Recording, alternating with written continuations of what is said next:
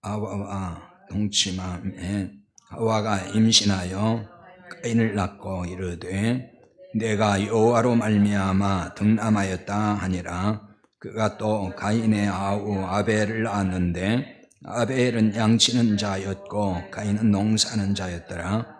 세월이 지난 후에 가인은 땅의 소산으로 제물을 삼아 여호와께 드렸고 아벨은 자기 양의 첫 새끼와 그 기름으로 드렸더니 여호와께서 아벨과 그의 제물은 받으셨으나 가인과 그의 제물은 받지 아니하신지라.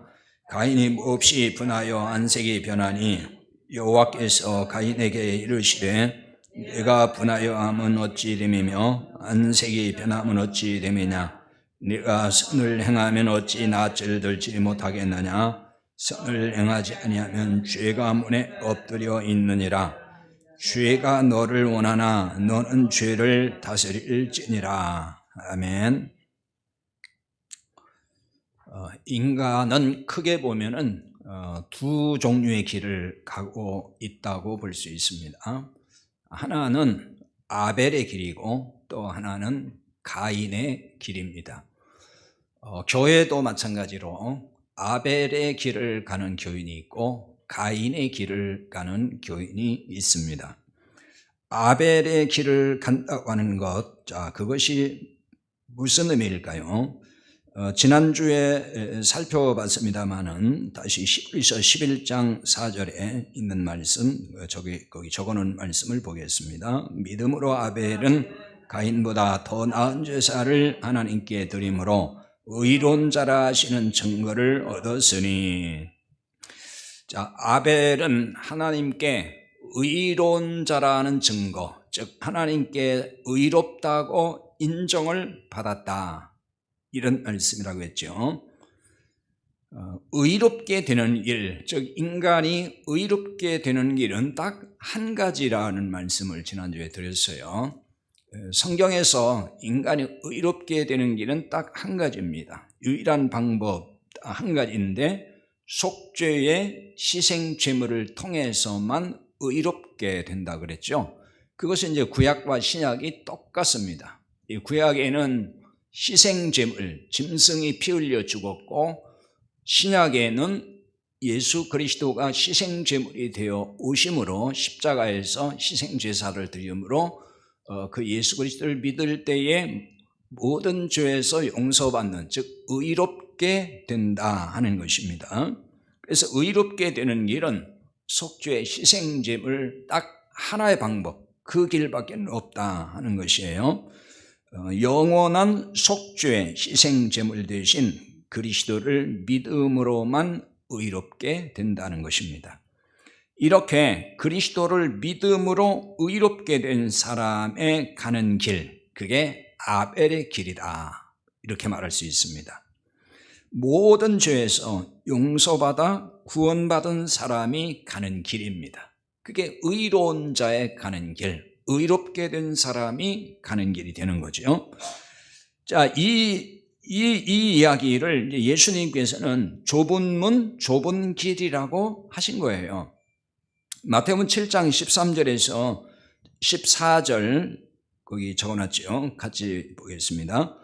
좁은 문으로 들어가라. 멸망으로 인도하는 문은 크고 그 길이 넓어 그리로 들어가는 자가 많고 생명으로 인도하는 문은 좁고 길이 협착하여 찾는 자가 적음이라. 아멘.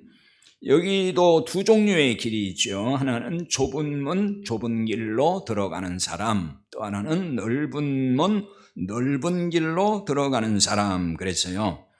이게 바로 이제 그 가인의 길과 아벨의 길을 보여주고 있다고 할 수 있는 것입니다. 이 좁은 문으로 들어가라, 멸망으로 인도하는 문은 크고 그랬죠. 이 크다는 얘기는 넓다 그런 뜻이에요. 넓다 이런 뜻이고, 그 길이 넓어 그랬는데 거기 또 넓어라고 나왔기 때문에 같은 뜻으로 볼 수도 있지만 원문의 뜻을 보면 조금 달라요.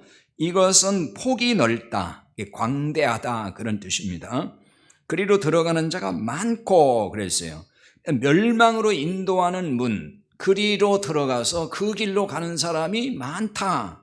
이 많다는 얘기는 대다수다 그런 얘기예요. 이게 소수가 아니에요. 대다수는 그리 간다는 얘기고, 생명으로 인도하는 문은 좁고 길이 협착하여 찾는 이가 적다. 아주 이건 소수라는 것입니다. 이 좁다 하는 얘기는 매우 비좁다 그런 뜻이고요. 협착하여 그랬죠. 협착이란 말은 원문의 뜻을 보면은 이거는 괴롭히다 그런 뜻이 있어요. 그만큼 힘든 길이란 얘기가 되는 거예요. 그래서 사람들은 그 길로 가지 않는다는 거죠. 소수만이 그 길을 가게 된다, 이런 말씀이 되겠어요. 그래서 멸망의 문, 멸망의 길이 가인의 길이 되는 것이고, 좁은 문, 좁은 길, 생명의 길이 아벨의 길이 되는 것입니다. 가인의 길은 율법의 행함으로 의롭게 되려는 자들이 가는 길이라고 말할 수가 있어요. 인간의 노력과 열심으로 착하게 돼서 하나님께 나아가려고 하는 자들입니다. 이것이 이제 세상 사람이고 세상 종교의 가르침인 거예요.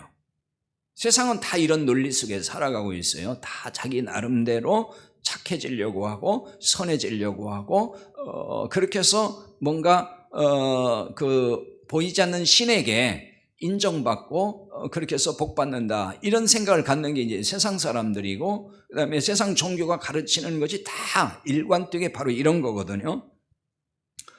이 가인이 땅의 소산으로 제물을 삼아서 하나님께 드렸다고 하는 것은 지난주에 이게 율법의 행위라는 말씀을 드렸어요.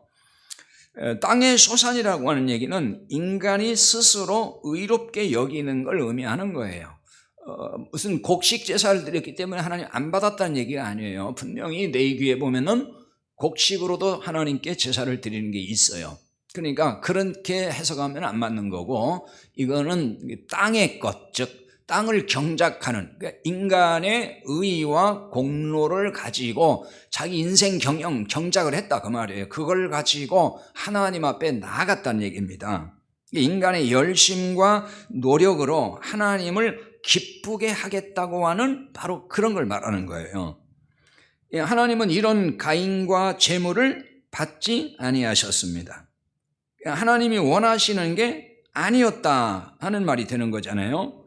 하나님이 원하시는 것은 의의가 없다는 걸 알고, 그러니까 자기 안에, 내 안에 내가 의의가 없다는 것을 알고 하나님의 의의를 의지하는 거예요. 그래서 아벨이 바로 그런 거였다 그랬죠. 아벨은 희생제물을 통해서 하나님 앞에 나아갔다는 거예요. 그게 내 의의가 없다는 걸 아는 거거든요. 그래서 거기 이제 시편 51편 17절을 적어놨습니다. 자, 그 말씀 보겠어요. 하나님께서 구하시는 제사는 상한 심령이라 하나님이여 상하고 통회하는 마음을 주께서 멸시하지 아니하시리라. 아멘. 자, 이 말씀을 그냥 우리 번역된 말로 보면 오해를 좀 많이 해요. 하나님이 구하시는 제사는 상한 심령이다. 그러니까 하나님께 뭐 속상한 마음 가지고 나가서 뭐 하나님께 예배하고 기도드리면은 하나님이 돌보신다, 또 이렇게 생각하는 사람이 있는데, 여기서의 이제 상하다는 얘기는 그런 뜻이 아니에요. 자, 거기 일단은 그 제사의 의미부터 한번 살펴보겠습니다. 하나님이 구하시는 제사, 그랬죠? 이 제사는 제바흐라고 하는 이 명사인데 희생제물이라는 뜻이에요. 희생제물. 여기 제사는 뭐가 들어가는 거예요? 지금 희생제물이 있는 제사. 그러니까 아벨이 제사인 거예요. 이게 바로 내 의의가 없다는 걸 알고 희생제물, 나를 대신해서 죽을 희생제물이 있는 것, 그거 말하는 거란 말이에요. 단순히 이렇게 예배했다 그런 얘기가 아니에요. 내 의의가 없다는 걸 알고서 나아가는 그것입니다. 그게 여기서 말하는 제사인 거예요. 그 다음에 통회하는이라는 말이 있는데, 이 말은 다카라고 하는 이 동사인데, 여기서 통회한다는 얘기는 산산조각낸다 혹은 죄를 깊이 뉘우친다 그런 뜻입니다.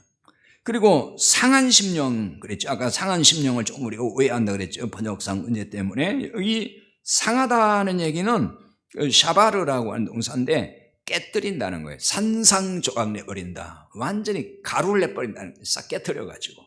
그게 상한 심령. 그러니까 심령을, 자기의 영을 완전히 다 깨뜨려 버리는 거예요. 산산조각내 버린다는 거거든요. 하나님이 구하시는 희생제물은 깨뜨린 심령이라, 그런 말이 되는 거죠. 깨뜨린 심령. 그러니까 깨뜨린 심령이라는 게 뭐냐면 의롭다고 생각한 내 심령이 산산조각나는 상태, 그걸 말하는 겁니다. 그래서 내 의의가 없다는 걸 안다, 그 얘기예요. 내 의의가 있으면 그걸 다 깨뜨려 버리는 거예요. 이건 내 의의가 있을 수가 없다. 완전히 다 그냥 다 깨버리는 겁니다, 내 의의를. 그러니까 이런 상태로 하나님께 나아갈 때에 하나님께서 의로움으로 덧입혀 주신다는 거예요. 그러니까 희생제물을 가지고 나아갈 때는 이미 벌써 내 의의가 없다는 걸 아는 사람이 희생제물을 의지하는 거란 말이에요. 내 의의를 깨뜨려 버리는 거죠. 그때 하나님이 그걸 받으시는 거예요. 그래서 그걸 의롭다라고 인정해 주신다는 것입니다. 시편 34편 18절도 거기 비슷한 말씀인데 보겠어요. 여호와는 마음이 상한 자를 가까이 하시고 중심으로 통회하는 자를 구원하시는도다. 그러니까 방금 시편 51편 17절 말씀과 같은 말씀으로 봐도 되겠죠. 그러니까 이제 가인의 문제를 바로 이런 데서 찾아야 된다는 거예요. 가인의 문제를 여기서 찾아야 되는 겁니다. 그러니까 하나님이 가인을 받지 않으신 이유는 자기 의로 나갔기 때문이다. 자기 의가 가득한 사람이었기 때문이라는 거예요. 다시 말하면 상한 심령이 아니었다는 거예요. 자기 의를 가지고 자기 의를 견고하게 하고 하나님께 나아갔어요. 자기 의를 다 깨뜨리고 내 의는 조금도 없습니다, 하나님의 의만 의지합니다, 이렇게 나가야 되는 건데 자기 의를 가지고 나갔다는 얘기예요. 하나님은 이런 가인을 받으실 수가 없었다는 거죠. 의롭다고 인정하실 수가 없었다는 거예요. 그러자 가인이 몹시 분하여 안색이 변했다고 그랬어요. 5절 말씀이죠. 보겠습니다. 가인과 그의 제물은 받지 아니하시니라. 가인이 몹시 분하여 안색이 변하니 그랬어요. 여기 가인과 그의 제물을 받지 아니하신지라 그랬죠. 이 받다라고 하는 이 동사는 샤라는 말인데 이거는 뭐 이렇게 받았다는 얘기가 아니에요. 응시한다는 거예요. 응시. 이렇게 바라본다, 쳐다본다, 그런 뜻이거든요. 그러니까 받지 아니했다는 말은 그러니까 무슨 얘기냐면 쳐다보지도 아니했다는 거예요. 하나님이 가인에 대해서는 아예 보지를 않았다는 거예요. 쳐다보지도 아니했다, 거들떠보지도 아니했다, 그런 얘기가 됩니다. 그러니까 자기 의를 조금이라도 내세우면은 하나님은 그런 사람은 거들떠보지도 않는다는 거예요. 내가 스스로 의롭다고 하는데 내가 너를 바라볼 이유가 없다, 그 얘기죠. 내가 스스로 의롭다면서, 내가 착하다면서, 그런데 내 은혜가 왜 필요하겠어? 그러니까 하나님 그냥 쳐다보지도 않는다는 거예요. 그러니까 가인이 어떻게 했어요? 몹시 분하여 안색이 변했다 그랬어요. 여기 분하여라는 말은 여기 하라라는 동사인데요, 분노했다는 거예요. 폭발했다. 이 분노가 폭발했다는 거예요. 약간 마음이 상해가지고 화를 냈다는 게 아니고 분노가 폭발한 상태, 그걸 말합니다. 아마 하나님께서 아벨도 똑같이 안 받으셨어요. 그냥 아벨도 안 받으셨다 그러면은 가인이 분노하지 않았을 수도 있어요. 왜냐하면 내 것도 안 받고 아벨 것도 안 받았으니까, 똑같이 안 받았으니까 그때는 분노할 일이 없을 거예요. 사람의 다 심리가 그렇거든요. 누구는 잘 되고 나는 안 되고 그럴 때 화가 나는 거예요. 안 되면 똑같이 안 되거나 잘 되면 똑같이 잘 되면은 그 문제가 안 생겨요. 근데 항상 차별이 생겨버려요. 차별 같은 느낌이 딱 들어요. 누구는 대접받고 누구는 대접 못 받고 그러면은 대접 못 받은 사람은 화가 나는 수밖에 없는 거죠. 그러니까 아벨 건 받으셨는데 왜 내 건 안 받는 거야? 내가 뭐가 부족한 게 있다고. 왜냐하면 자기 나름대로 굉장히 의의가 있는 사람은 열심도 있고 정말 내가 하나님을 위해서 뭔가 한다고 하는 그런 거잖아요. 응? 내가 정성껏 이렇게 했는데 왜 내 건 안 받는 거야? 이렇게 돼버렸다는 얘기예요. 아벨은 받아주시고 자신을 거부할 때에 분노가 폭발했다는 거예요. 자신의 의의가 무시당하고 인정받지 못했다는 데서 오는 분노였을 걸로 보여요. 근데 이게 율법주의 신앙의 특징이에요. 사실은 공로를 인정하지 않으면 화가 나거든요. 그 율법주의 아래 신앙생활 할 때는 그런 마음이 들어요. 내 공로를 좀 사람들이 인정해 줘야 되는데 도통 인정해 주는 사람이 없어요. 그러면 기분이 상하고 화가 나고 이렇게 된단 말이에요. 그리고 시험 들고 막 이러거든요. 그게 율법주의 신앙생활의 특징이에요. 그런 현상이 자꾸 나타나요. 안색이 변했다 그랬잖아요. 그러니까 안색이 변했다고 번역을 했기 때문에 얼굴색이 싹 변했다는 걸로 볼 수도 있어요. 물론 그 점도 분명히 있었을 거란 생각은 들어요. 그런데 원문의 뜻을 통해서 보면 조금은 다른 의미가 있어요. 여기 안색이라는 말은 히브리 말로 이제 파님, 그리고 여기 파님이라는 말은 그냥 얼굴이라는 뜻이에요. 색이 변하고 안 변하고 이런 게 아니고 그냥 단순히 얼굴. 그리고 변하다 하는 얘기는 색이 변했다 이런 의미가 아니고 엎드러지다 혹은 떨어지다 그 말이에요. 나팔이라 그러거든요. 떨어졌다는 거예요. 이게 뚝 떨어졌다. 고개가 떨궈졌다. 그래서 안색이 변하니 이 부분을 이 공동번역을 보니까 고개를 떨어뜨리고 그렇게 번역을 해놨어요. 이 부분은 공동번역이 또 잘 번역을 한 것 같아요. 이게 번역서마다 조금씩 다 다르거든요. 그러니까 어떤 번역서가 어느 부분은 더 잘 될 때가 있어요. 근데 공동번역 이 부분은 원문에 가깝게 잘 번역을 한 것이 아닌가 이렇게 생각이 들어요. 왜? 그 원문대로 고개를 떨어뜨리고 이렇게 번역을 했거든요. 안색이 변했다고 하지 않고 고개를 떨어뜨리고. 그러면 안색이 변했다고 하는 말과 고개를 떨어뜨리라고 하는 것과는 어떤 차이가 있을까? 이게 분명히 깊이 생각하면 차이가 있어요. 그러니까 가인이 고개를 떨군 채 분노했다는 말이 되잖아요. 고개를 떨궜다 이렇게 그대로 원문대로 보면은 그러면 이때 분노는 누구에게 분노했을까라고 하는 생각을 해볼 수 있어요. 이 누구에 대한 분노냐 도대체. 그럼 가인이 하나님께 분노를 표시했을까요? 만약 하나님께 분노를 표시했다 하면 고개를 쳐들었을 거예요. 그렇지 않겠어요? 고개를 쳐들고 하늘을 향해서 하나님 그럴 수 있습니까? 이러면서 고개를 떨궜다 하는 얘기는 하나님께 대한 실망, 하나님 실망스럽습니다. 그 대신 지금 누구에게 분노가 생긴 거냐면 아벨에게 분노가 생겼다는 거예요. 아벨, 내 동생, 얘가 있음으로 인해서 내가 이런 결과가 됐구나. 바로 이 교회예요. 그러니까 아벨이 없으면 내가 이런 일이 없을 텐데 아벨이 있음으로 해서 하나님이 나를 거부하셨구나. 그에 대한 분노가 된 거죠. 그러니까 아벨에 대한 분노라고 볼 수 있어요. 하나님이 아벨과 비교해서 자신이 아닌 아벨을 인정했다고 생각한 게 아닐까 싶어요. 자신과 아벨을 비교했다는 거죠. 하나님께서 비교해보니까 아벨이 너보다 낫다. 그러니까 너는 안 돼. 아벨을 내가 인정한 거야. 이건 누구 해석이겠어요? 그러니까 가인이 그렇게 해석하는 거예요. 지금 가인이 스스로. 따라서 라이벌로 생각한 거죠. 아벨이 동생인데 경쟁관계. 그래서 자신이 인정받을 수 있는 것은 아벨을 없애면 되겠구나. 아벨이 있음으로 인해서 내가 인정 못 받으니까 아벨을 없애면 내가 그럼 인정받을 거 아니냐. 바로 이런 생각이 들었다는 거죠. 그래서 아벨을 죽였다고 볼 수가 있어요.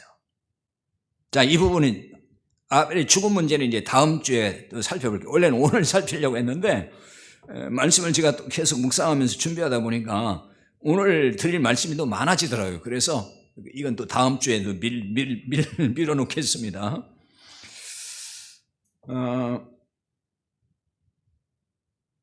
아벨을 죽였다. 이게요, 율법주의 세계입니다. 율법주의 세계라는 게 뭐냐면은 항상 이게 경쟁 구도가 만들어져요. 경쟁 구도. 그래서 자기와 그 라이벌이 되는 사람을 제거해야 되는 이런 일이 자꾸 생기는 거거든요. 예수님을 바리새인들이 결국 죽였잖아요. 뭐 서기관, 대제사장 이런 사람 다 합세해가지고 예수님 죽였는데, 물론 그 예수님을 죽인 이유가 뭐 신성 모독이라는 여러 가지 이유가 있지만은요, 복음서를 통해 잘 보면은 예수님이 자기들에 비해서, 그 사람들은 기득권 세력이잖아요. 그런데 오늘 갑자기 예수님이 나타나셨는데 굉장히 인기가 많은 거예요. 백성들이 막 따르잖아요. 환호하잖아요. 막 수만 명씩 몰려다니잖아요. 그러니까 그 당시 바리새인들이나 유대 지도자들이 위기감을 느꼈다는 거죠. 그 사람들은 전부 율법주의자들이잖아요. 그러니까 저 예수라는 저 사람을 제거해야만이 우리의 기반이 안정적이고 우리가 우리 자리를 지킬 수 있다라고 하는 생각을 한 거예요. 그래서 예수님을 죽여야 되겠다, 제거해야 되겠다라는 생각을 했다는 거죠. 가인은 아벨과 자기를 비교해서 이렇게 하나님이 아벨은 인정하고 나를 하나님께서 받지 않았다 한다면은 하나님을 몰라도 너무 몰랐다, 그런 얘기가 됩니다. 하나님을 몰라도 너무 몰랐다. 프린트를 하나 갖다 드리세요.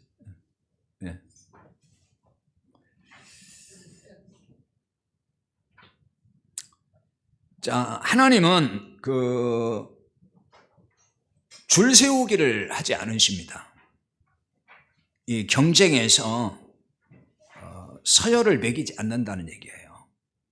이게 하나님 나라의 법칙입니다. 그러므로 아벨이 없었어도 가인의 재물은 받지 않았다, 그 말입니다. 쉽게 말해서. 그러니까 아벨이 없는 상태에서 가인은 혼자서 똑같이 재물을 바쳤어요. 그럼 받으셨을까? 똑같이 안 받죠, 그때도. 그러니까 아벨이 있음으로 해서 내가 상대적으로 인정 못 받았다고 생각할지 모르지만은 하나님은 아벨 때문이 아니고 그냥 가인이라고 한 사람, 그 가인의 상태를 본 거예요. 하나님은 비교하지 않아요, 누구하고. 율법주의의 특징은 비교를 잘합니다. 그리고 경쟁하게 만들고 서열의식이 강합니다. 그러니까 율법주의가 강한 그 교회는 항상 보면은 성도들을 비교합니다. 그 다음에 경쟁을 시키죠. 경쟁시켜요. 그리고 항상 서열을 매깁니다. 구역별로 막 경쟁시켜가지고 1등한 구역, 2등한 구역 막 이렇게 서열을 또 매기고 교회 모든 것을 그런 식으로 이끌어가요. 경쟁구도 속에 서로 열심내게 만드는 거죠.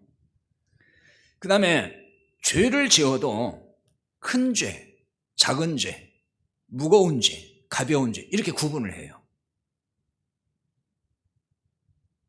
성경이 말하는 죄는 크고 작고 경중을 따지지 않습니다. 근데 사람들은 그렇게 따진단 말이에요. 이건 더 큰 죄, 이건 작은 죄, 이건 더 큰 거짓말, 이건 괜찮은 거짓말.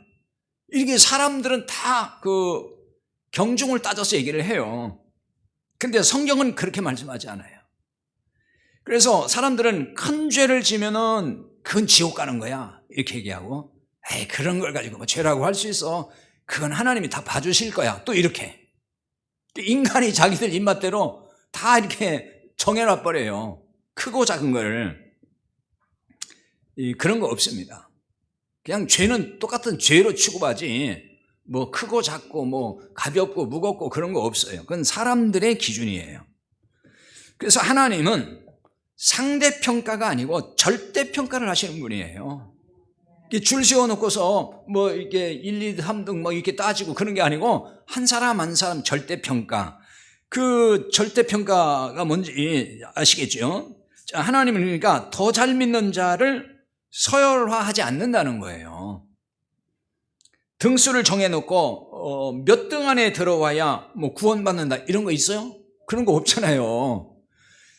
근데 신천지는 뭐라고 하죠? 14만 4천 안에 들어가야 구원받는다고 하는 거예요. 그게 서열을 정하는 거예요. 그게 바로 등수 매기는 거잖아요. 14만 4천 안에 들어가야 되니까 그 등수 안에 못 들어가면은 그 멸망이라는 얘기를 하는 거잖아요. 그러니까 얼마나 웃기냐고요. 그게 그런 얘기가 아닌데. 하나님은 절대로 서열을 따지지 않아요. 그게 서열이라는 게 상대평가거든요. 비교해가지고 더 나은 사람 이렇게. 누구나 예수 그리스도를 구원의 주님으로 믿었느냐 믿지 않았느냐 그게 기준이에요. 이걸 절대평가라고 하는 거예요. 그러니까 더 잘 믿었느냐 상대적으로 더 잘 믿지 못했느냐 이런 식으로 비교하시지 않는다는 거예요. 그러니까 예수 그리스도를 믿음으로 구원받는다는 얘기는 그 믿음이라는 거는 그냥 더 좋은 믿음 좀 안 좋은 믿음 그런 개념이 아니에요. 그러니까 하나님의 기준은 그냥 예수 그리스도를 구원의 증인으로 믿느냐 안 믿느냐 그냥 그걸 보는 것이지 큰 믿음 작은 믿음 이런 게 없어요. 그런데 이런 개념을 잘 이해를 못하니까 구원받았나요? 그렇게 얘기하면 제가 아직 믿음이 작아서요 이렇게 얘기한단 말이에요. 그건 작고 크고와 상관이 없는 거예요. 그거는 어떤 믿음의 크기를 따지는 것이 아니고 예수 그리스도를 내가 구원의 주님 영접했느냐라고 하는 부분을 믿음이라는 말로 표현을 하는 것이고 그리고 내 행위에 의한 것이 아니라는 의미에서 믿음이라는 말을 쓰는 거예요. 그러니까 죄를 더 지었느냐 덜 지었느냐 이런 건 하나님의 관심사항이 아닙니다. 하나님은 모든 죄를 그냥 동일하게 보셔요. 그래서 하나님은 그냥 용서하시면 다 용서하시는 거지 어떤 건 너무 이건 무거운 죄니까 이건 안 되겠다. 내가 더 많이 고생해야 내가 용서해 줄 거야. 뭐 이런 거 아니란 말이에요. 자, 하나님은 가인에게 말씀하십니다. 6절 7절인데요. 6절 여호와께서 가인에게 이르시되 내가 분하여 함은 어찌 됨이며 안색이 변함은 어찌 됨이냐. 이 말은 자 앞에 설명한 대로 정리하면 내가 왜 분노하며 고개를 떨어뜨렸느냐 이 말이 되는 거죠. 그 다음에 7절 내가 선을 행하면 어찌 낯을 들지 못하겠느냐. 선을 행하지 아니하면 죄가 문에 엎드려 있느니라. 죄가 너를 원하나 너는 죄를 다스릴지니라. 이 7절의 말씀은 사실 참 어려워요. 성도들이 이걸 이해하기는 좀 어렵다고 봐요. 조금 어려운 말씀입니다. 여기 선을 행하다 하는 말이 나오죠. 내가 선을 행하지 아니하면 할 때 선을 행하다 하는 말은 히브리어의 야타브라는 동사인데 이 말은 잘한다 그런 뜻이에요. 잘한다, 기쁘다 혹은 잘 놓여있다. 잘 놓여있다는 얘기는 있어야 될 자리에 있다 그런 얘기가 됩니다. 그래서 여기 본문에 그 7절에 지금 야타브, 이 야타브는 미완료형으로 쓰여 있어요. 그러니까 미완료형이라는 얘기는 뭐냐면은 이거는 아직 완성이 안 됐다는 얘기가 되는 뜻이에요. 그래서 계속 선한 상태가 중단 없이 계속되어야 한다. 그런 뜻이 담겨 있는 겁니다. 그게 미완료, 완료가 안 됐다 그 말이니까요. 그러니까 하나님은 가인에게 내가 선을 행하지 않고 있다 이렇게 지금 말씀하고 있는 거예요. 내가 선을 행하지 않고 있다. 여기 선을 행하지 아니하면 그랬잖아요. 아니하면 이런 말은 로라고 하는 히브리 말에 그 강한 부정을 나타내는 부정사입니다. 아니하면 이 말이. 따라서 가인은 계속 선을 행하지 아니한 상태였다 하는 뜻이 되는 거예요. 계속 선을 행하지 아니한 상태. 그럼 이게 무슨 말이냐 하는 건데요. 자, 가인이 선을 행하지 아니한 것. 자, 이게 앞에서 선을 행하다는 뜻이 잘한다, 잘 놓여있다 이런 뜻이라 그랬잖아요. 그러니까 잘하지 못한 것이 되는 거죠. 행하지 아니한 거니까 잘하지 못한 것, 그 다음에 잘 놓여있지 않는 것. 잘 놓여있지 않다 하는 얘기는 있어야 될 자리에 있지 않는 거예요. 그러니까 하나님이 인간을 만들 때 인간의 자리가 있어요. 하나님과 관계 안에서, 하나님 은혜 안에서 살아야 될 인간의 자리가 있는데 인간이 그 자리를 떠났잖아요. 그러니까 잘 놓여있지 않는 거예요. 이게 하나님을 떠난 상태를 말하는 겁니다. 하나님 은혜 안에 들어가야 되는데 그걸 벗어난 존재, 그게 잘 놓여있지 않은 상태인 거예요. 그러니까 구원받지 못한 사람은 전부 지금 제자리에 놓여있지 않은 거예요. 잘못 놓여있는 거죠. 그걸 얘기하는 거예요. 그러니까 지금 가인은 그 상태에 계속 있다는 얘기가 되는 거예요. 하나님을 떠난 상태에서 계속 놓여있는, 제자리를 찾지 못한 상태, 그 얘기입니다. 그래, 이걸 좀 바꿔 말하면은 하나님의 선이 아닌 자신의 선을 의지한 것을 말하는 겁니다. 자신의 종교적 열심과 헌신으로 의롭게 되려고 한 것, 그걸 말하는 거예요. 이게 죄라는 거예요. 그러니까 성경이 말한 죄는 사실은 이 얘기를 하는 겁니다. 그러니까 죄가 문에 엎드려 있다 해서 이 죄란 가인의 이런 상태를 두고 하는 말이에요. 자기의 선을 의지하는 거예요. 자기의 의로움을 의지하고 있다는 거죠. 그래서 나는 이렇게 착하게 사는데, 나는 이렇게 깨끗하게 살고 있는데, 내가 하나님을 위해서 이렇게 뭔가를 하고 있는데, 바로 그거 의지하고 있다는 거예요. 그게 죄라는 거예요. 죄가 문에 엎드려 있다는 게.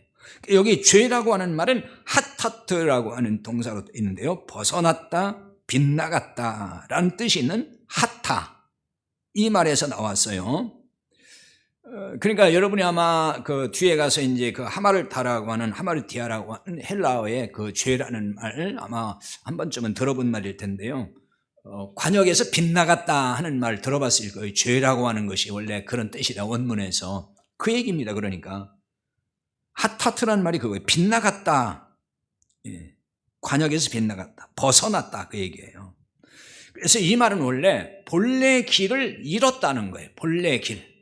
그러니까 하나님의 백성이 가야 될 본래 길이 있잖아요. 구원받은 사람이. 근데 거기서 그 길을 잃어버린 것, 혹은 표시를 놓쳐버린 것. 오늘날 현대식으로 말하면은 자동차를 몰고 가다가 안내 표지판이 있잖아요. 그걸 따라가야 되는데 그걸 놓쳐버려요. 그럼 어떻게 돼요? 헤매고 다니잖아요. 막 여기 갔다 저기 갔다. 그걸 놓쳐버리면은 그 상태를 말하는 거예요. 그러니까 죄가 그거라는 거예요. 우리가 가야 할 길이 있어요. 근데 그 길을 잃어버린 거예요. 그래서 막 이리 갔다 저리 갔다 하는 거예요. 종교적 열심이 없다거나 헌신하지 않는 것, 그걸 죄라고 하지 않는 겁니다. 그걸 죄라고 지금 성경이 말하는 게 아니에요. 네가 열심히 내지 않은 거, 너 열심히 예배 안 드린 거, 너 그거 죄야. 그러니까 너 심판받아. 지금 그 얘기가 아니에요. 그런 개념이 아닌 거예요. 하나님이 원하시는 방향에서 벗어난 것, 그걸 죄라고 하는 겁니다. 그래서 빗나간 길에서 자기의 의의를 위해서 열심히 종교 생활하는 것, 그게 죄라고 하는 거예요. 그걸 이제 로마서 3장 23절에 가서 보면은 이렇게 말씀했죠. 읽어봅시다. 모든 사람이 죄를 범하였음에 하나님의 영광에 이르지 못하더니, 이게 지금 설명한 내용을 사도 바울이 그대로 한 구절에 그냥 딱 정리해버린 거예요. 모든 사람이 죄를 범하였음에, 여기 죄를 범하였음에, 이 말은 하마르타노 그러거든요. 빗나갔다 그 말이에요. 아까 그 하타, 이게 이제 빗나갔다는 뜻이라고 했잖아요. 하타트. 그게 지금 죄를 범하였다 하는 말이 같은 뜻입니다. 그래서 명사는 하마르티아, 죄라는 뜻입니다. 하나님의 기준에서 빗나가서 하나님의 영광에 이르지 못했다, 지금 그 말씀이잖아요. 그러니까 이르지 못했다 하는 말은 휴스테레오라고 하는 동사인데, 이건 부족하다는 얘기예요. 결핍되다, 그런 뜻입니다. 그래서 모든 사람이 죄를 지었다는 말은 가인의 길을 갔다는 얘기를 하는 거예요.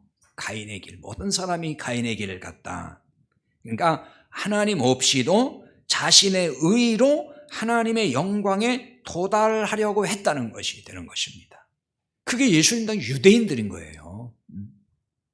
얼마나 율법 열심히 지킵니까? 그게 자기 의를 가지고 하나님 앞에 도달하려고 하는 그거 말하는 거거든요. 이게 죄의 본질이라고 성경은 말씀을 하고 있는 거예요. 그래서 이런 죄의 개념을 우리가 정확히 깨달아야 돼요. 이걸. 그러니까 이 죄에서 벗어나려면은 자신의 의를 버리고 하나님의 은혜를 의지해야 되는 거죠. 로마서 3장 24절 적어놨는데요. 자, 보겠습니다. 그리스도 예수 안에 있는 성령으로 말미암아 하나님의 은혜로 값없이 의롭다 하심을 얻은 자 되었느니라. 아멘. 그러니까 아까 로마서 3장 23절에서 죄를 범하였으면 하나님의 영광에 이르지 못했다 그랬잖아요. 그러니까 이 죄를 범했다는 말이 빗나갔다. 그러니까 다시 그 제자리로 돌아오려면은 그리스도 예수 안에는 속량으로, 그러니까 그게 있어야 되는 거예요. 희생 제물이 있어야 된다는 얘기죠. 그러니까 그래야 하나님의 은혜로 값없이 의롭다 하심을 얻는 거예요. 우리의 노력으로 되는 게 아니라는 거죠. 선한 행위로 되는 게 아니고 그냥 값없이 의로워지는 거예요. 자, 다시 본문에 7절 하반절에 죄가 너를 원하나 너는 죄를 다스릴지니라 그랬죠. 죄가 너를 원하나 너는 죄를 다스릴지니라. 자, 거기에 제가 여러분 가지고 있는 프린트물에 가로쳐놨나요? 죄라고 대해서 죄가 너를 죄를 왜 그렇게 해놨냐면요, 그 앞에 죄가 뒤에 죄가 다르기 때문에 그래요. 죄가 너를 원하나를 개역성경, 그러니까 지금 우리가 보는 성경은 개역 개정판이고요, 전에 성경이 개역 성경이거든요. 거기에는 죄의 소원은 내게 있으나 이렇게 번역을 했어요. 근데 지금 개정판은 죄가 너를 원하나 이렇게 또 번역을 해놨어요. 근데 이걸 원문으로 그냥 직역을 하면은 무슨 말이냐면은 그리고 너에게 그의 소원이 있다 그 말이에요. 그래서 원래 여기 죄라고 하는 말은 뒤에 그 앞에 죄 말고 뒤에 너는 죄를 다스릴지니라. 죄할 때 그 죄는 우리가 생각하는 그 죄가 아닙니다. 자, 여기 원하나 죄가 너를 원하나 그랬죠. 원한다는 말은 테슈카라는 말인데 갈망, 열망 혹은 사모 이런 뜻입니다. 사모한다. 이게 가인에게 죄에 대한 열망이 있다 하는 말이 돼요. 이걸 그대로 보면은. 그러니까 여기서 또 이해를 필요로 합니다. 어떤 이해를 해야 되냐면은 죄에 대한 열망이 있다. 그러니까 막 더 죄를 지려고 더 악하게 살려고 마음이 더 막 강팍해지고 악한 생각을 했구나. 우리가 그렇게 생각하기 쉬운데 사실은 이게 그런 얘기가 아니에요. 그 얘기가 아닙니다. 이 열망이라는 게 뭐냐면, 이 죄에 대한 열망이 뭐냐면 내가 그럼 더 노력해서 나의 의를 하나님께 인정받아야 되겠다라고 하는 그 열망을 말하는 거예요 지금. 그러니까 하나님께 내가 인정 못 받은 것은 내가 의로운 노력이 아직 좀 부족해서 그러는구나. 그러니까 내 의로 나가는 게 죄라고 아까 말씀드렸잖아요. 그러니까 이 개념에서 이걸 해석을 해야 맞는 거예요. 그러니까 내 의가 아직도 부족해서 내가 더 많은 의를 위해서 열심을 내야 되겠구나라고 하는 그 열망을 가졌다는 거, 그걸 지금 말하는 거예요. 네가 죄가 너를 원하나 하는 얘기가 그 뜻을 얘기하는 겁니다. 그러니까 이게 율법주의의 특징이라고 하는 거예요. 이게 바로 이런 거예요. 쉽게 말하면은 뭔가 일이 잘 안 돼요. 그러니까 예를 들어서 작정 기도를 한 열흘 했는데도 응답이 없고 뭐가 일이 잘 안 돼요. 그러면 아직도 내 정성이 부족하구나. 작정 기도 열흘이 아니라 나는 한 달을 해야 되겠다. 그러면 하나님이 이제 내 이런 노력을 보시고 감동받으셔서 응답을 해주시겠지, 이런 생각을 하는 거. 지금 이런 걸 말하는 거예요. 쉽게 표현하면 좀 아주 쉬운 얘기를 하는 건데요. 그러니까 한 달을 했는데도 응답이 없어요. 아직도 내가 정성이 부족한가 보다. 그럼 내가 이제는 100일을 해야 되겠다. 이런 식으로. 그러니까 뭔가 일이 잘 안 되고 뜻대로 안 되면은 하나님 마음이 아직도 흡족하지 않으셔가지고 나한테 응답을 안 해주거나 내게 복을 안 주시는가? 이런 생각을 해서 더 열심내서 자기 의의를 인정받으려고 애를 쓴다는 거예요. 이걸 전형적인 율법주의가 바로 이런 거예요. 그러니까 열심과 헌신이 부족하다고 생각한다는 거죠. 그래서 더 열심히 하는 거예요. 근데 교회에서 자꾸 그렇게 가르치는 면이 있어요, 사실은. 그러니까 성도들은 그래서 그렇게 하는 거죠. 그렇게 배우니까.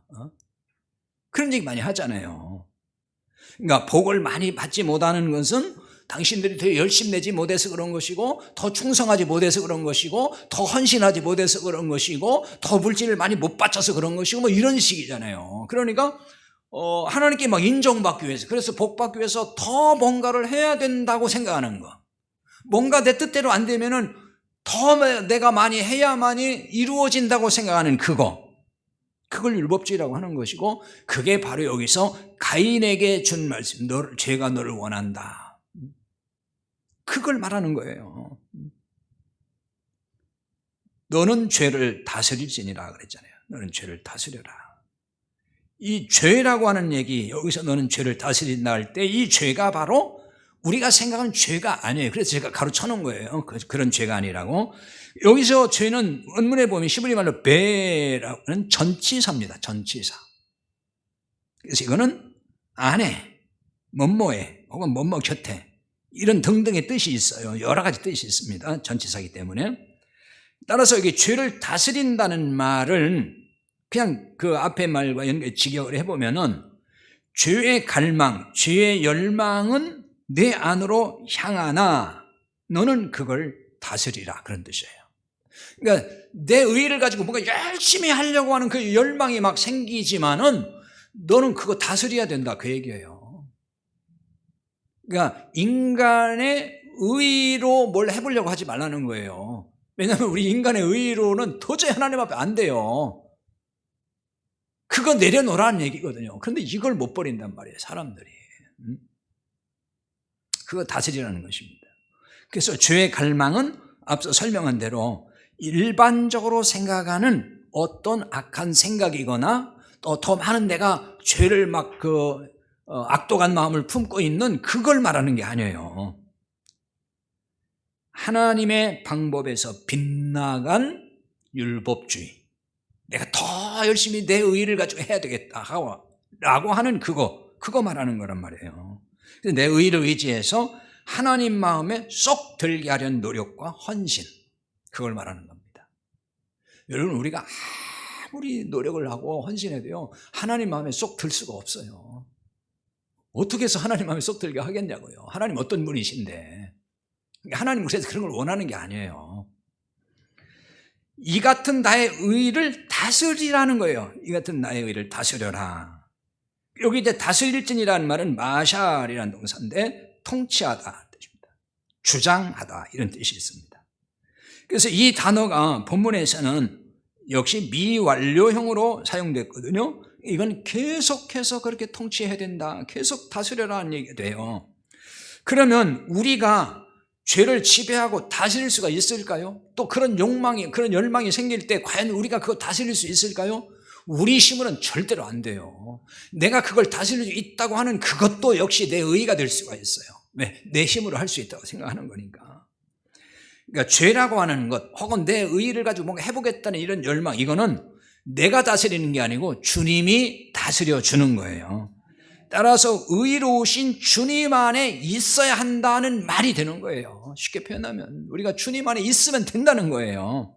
그러니까 내 의의를 버리고 예수님의 의의를 입고 그 안에 거하는 삶이, 그게 죄를 다스리는 것이 되고 내 의의를 다스리는 것이 되는 거예요.